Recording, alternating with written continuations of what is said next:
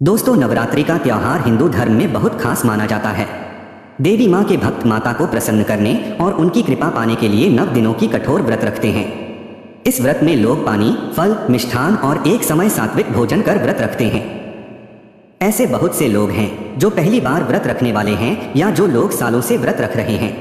ऐसे में आज उन लोगों को हम व्रत रखने के सही 7 नियम के बारे में बताएंगे।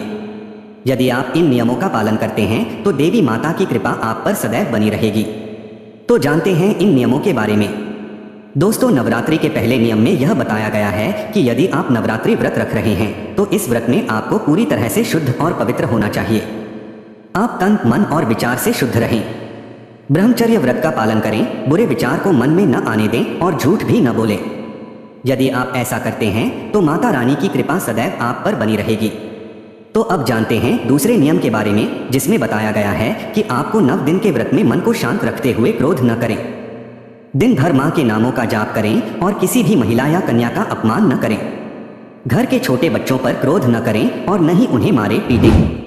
अपनों से बड़ों का सम्मान करें और लड़ाई, झगड़ा एवं बहस करने से बचें। अब बात करते हैं तीसरे नियम के बारे में, जिसके अनुसार आपको उपवास रखते समय सात्विक चीजों का सेवन करना है। यदि आप उपवास नहीं भी रख रहे हैं तो धूम्रपान, शराब, गुटखा, पान मसाला, तंबाकू, लहसुन, प्याज और मांस मछली का सेवन न करें। घर पर भी इन चीजों को बनाने से बचें। यदि आप इन चीजों का पालन नहीं करते हैं तो आपको माता रानी का कोप सहना पड़ेगा। आइए अब हम जानते हैं चौथे नियम के बारे में, जिसके अनुसार बहुत से लोग व्रत भी रखते हैं और फलाहार करके दिन भर खाते पीते रहते हैं। तो ऐसे लोगों को व्रत का कोई भी फल नहीं मिलता है, इसलिए व्रत को व्रत की तरह रखना चाहिए। नवरात्रि में व्रत रखने के लिए कई प्रकार के अलग अलग तरीके बताए गए हैं, जैसे रसोपवास, फलोपवास, दग्धोपवास, लघु उपवास, अधोपवास और पूर्णोपवास होता है। इनमें से आप किसी भी तरह के व्रत को रख सकते हैं।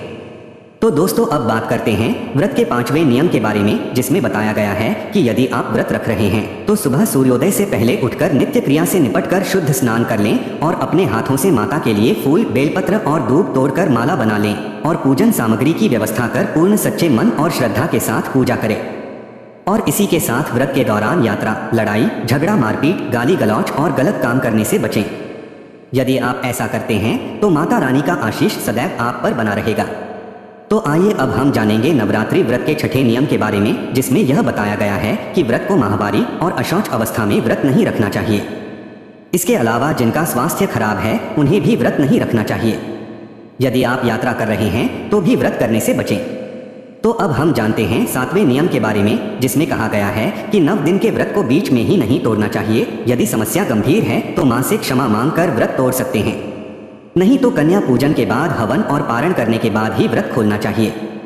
यदि आप व्रत को बिना किसी वजह के ही बीच में तोड़ते हैं तो इससे माता रानी रुष्ट हो जाती हैं, जिससे आपके व्रत का कोई महत्व नहीं रह जाता है। इसीलिए ऐसा कदापि न करें। तो दोस्तों, ये थे नवरात्रि व्रत से जुड़े नियम, जिनका पालन करके आप अपने व्रत को भली भांति पूर्ण कर सकते हैं। तो दोस्तों, यदि वीडियो अच्छी लगी हो तो कमेंट में जय माता दी जरूर लिखना और इसी के साथ वीडियो को लाइक और चैनल को सब्सक्राइब भी जरूर कर लेना।